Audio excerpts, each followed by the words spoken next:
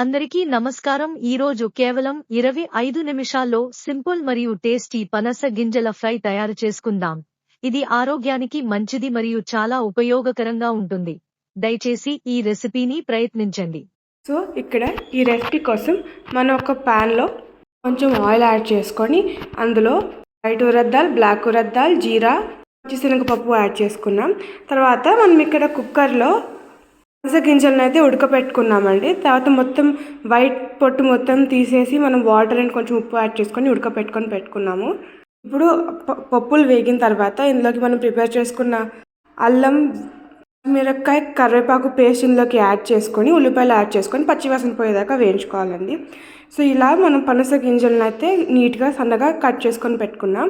So ఇది ఉల్లిపాయలు వేగిన తర్వాత ఈ కట్ చేసుకున్న పనస గింజల్ని అందులోకి యాడ్ చేసుకుని ఒక 2-3 సార్లు బాగా కలుపుకుందాం.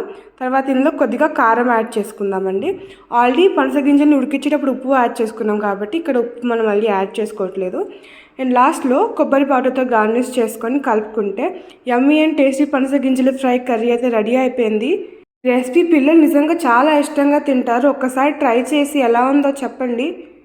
అండ్ రేపు మనం పచ్చిశనగపప్పు కొబ్బరి కర్రీ ఎలా చేయాలనేది అయితే వీడియో పెడుతున్నాము. ఒకసారి ఈ 2 రెసిపీస్ ట్రై చేసి ఎలా ఉందో కమెంట్ చేయండి. నిన్న మనం పిల్లల కోసం నచ్చే విధంగా చాలా easy and tasty beetroot cheese pasta చేసాము. ఆ లింక్ డిస్క్రిప్షన్లో ప్రొవైడ్ చేస్తాం, ఒకసారి చెక్ చేయండి.